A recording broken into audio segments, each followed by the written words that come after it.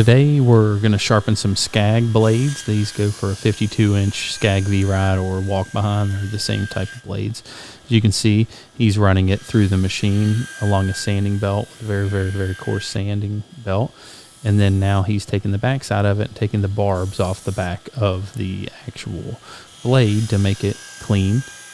And each time he runs it through there, he takes just a thin layer of the old steel off, and it gives it a very, very perfect cut at the right level. And now he's going to sit it on the blade balancer to check the balance.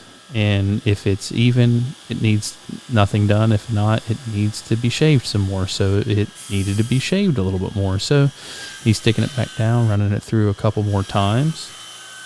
And, you know, this is how you sharpen blades, not just scag blades, but any type of blades. If you have a machine like this, you know, that's the way to go.